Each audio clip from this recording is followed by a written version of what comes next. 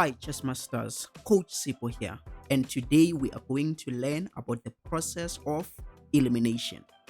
And as we always do, I am going to share three diagrams so that I can demonstrate this idea.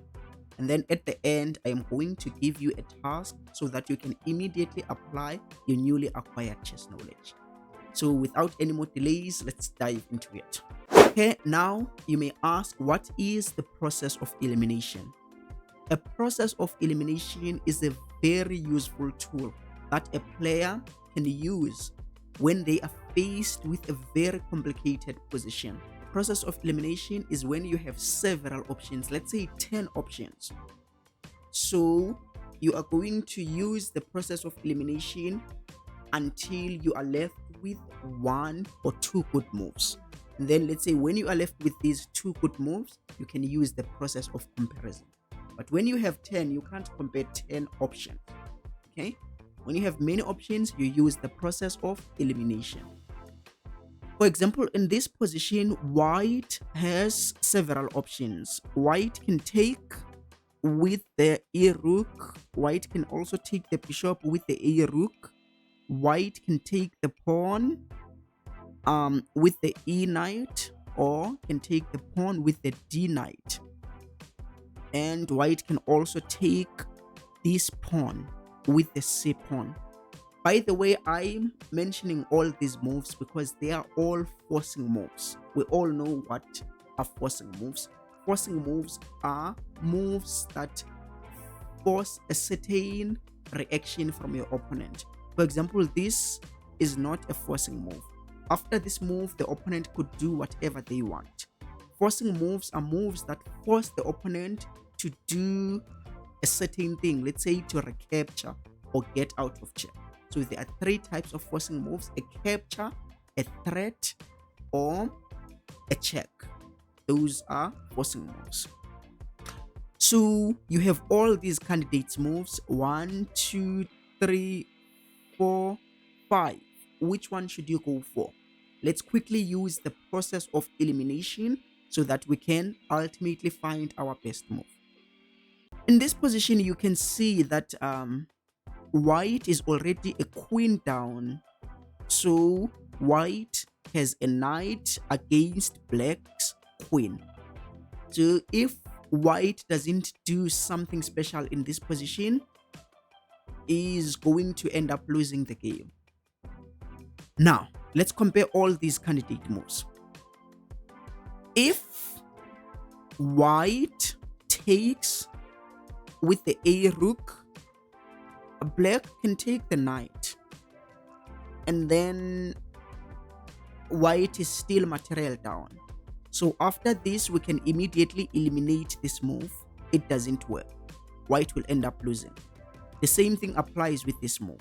So we can eliminate both of these moves, because once you take that bishop, black is going to take that knight. Okay? So we've already eliminated these two. We are left with this, and this. So let's start with this one. If you take the pawn, then black will simply take the knight. And we can see that white will lose the game. So you will also eliminate this. You are left with these two moves. Let's start with this one. If you take, then a black can take. By the way, if you take, it will be a check and the king has nowhere to go. So you can take check, but then black will take the knight. If you take, then black will take. And you don't have a follow-up after that. Maybe you will take, but then black will end up winning this position since you are a queen down. Okay, so all these options don't work. This doesn't work, this doesn't work, this doesn't work, taking with this doesn't work. Now you are left with this option. What if you take with this? And this one actually works, because if black takes the knight, yes, if you take, it will lead to the same line. But now you have an option of throwing that rook check first. We can use that rook as a decoy so that the queen is forced to move and the bishop will be left undefended.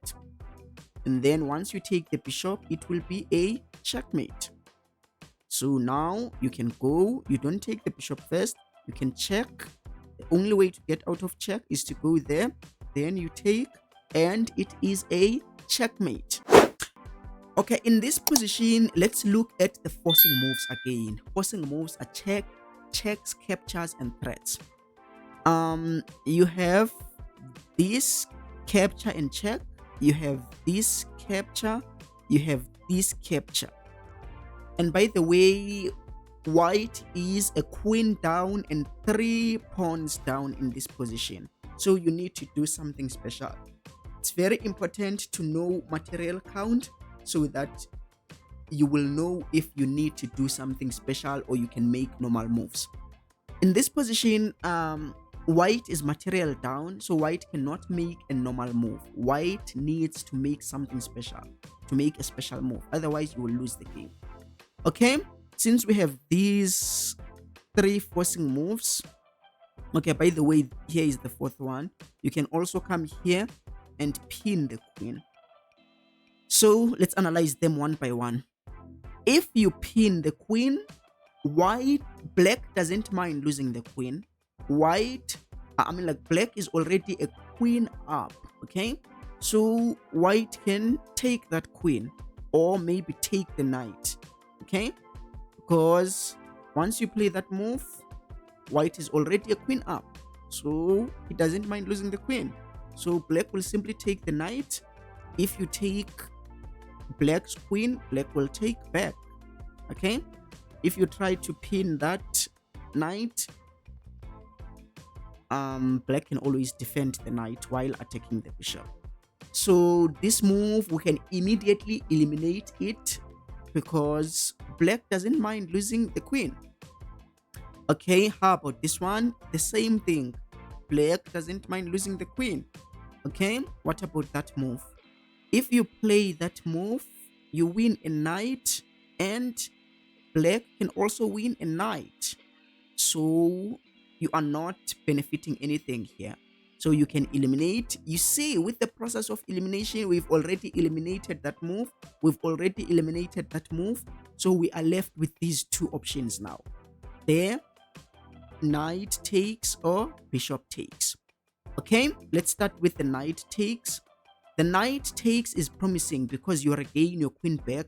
Take the queen and then black will take. Okay, bigger pieces will be equal now, but the problem is that black will still be 3 pawns up. Okay, but that at least it is promising because you regain your queen back. Okay, maybe we'll play this, but let's compare it with bishop takes the knight. We'll come back to that move. Let's compare it with this. Bishop takes and it is a checkmate because the king has nowhere to go since that square is guarded by the knight and the bishop. This square is guarded by the knight and the bishop. Black cannot take the bishop since it is protected.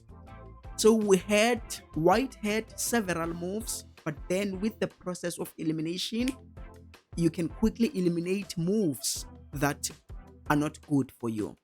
So that's how very strong chess players can play good moves, even when they are playing blitz or bullet. They can quickly eliminate moves that are not working until they are left with 2 moves that are promising, and then they will compare those moves and choose the best one.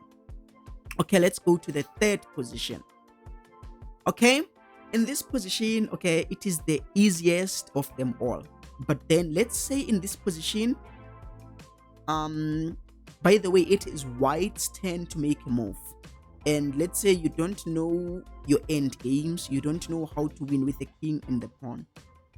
So what move would you make here? Let's look at all the possible moves for white. White can go there with the king, or there, or there, or push the pawn.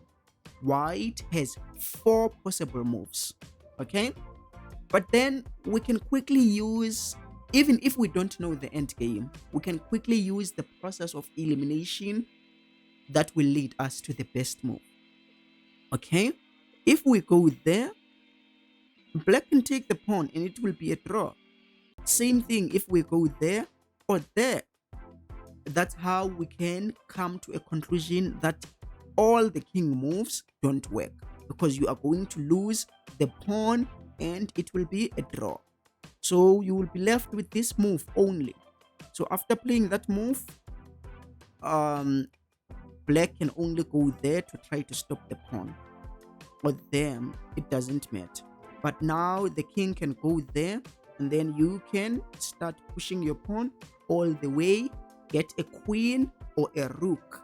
And I hope that you know how to checkmate with a queen and the king, or a rook and the king. If you don't know, go to the playlist and watch my end games.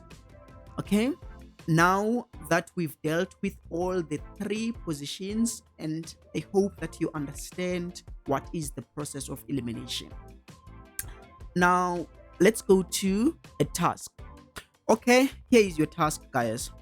In this position, white has several forcing moves.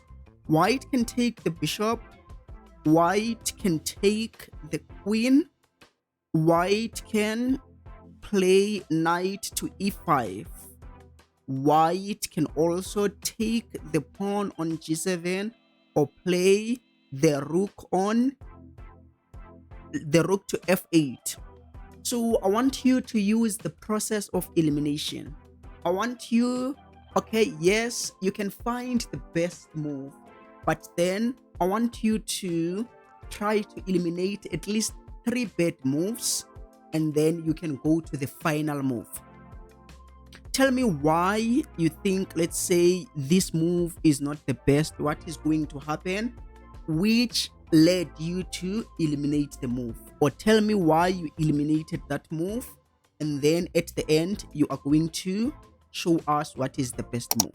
But before you show the best move, eliminate 3 bad moves first.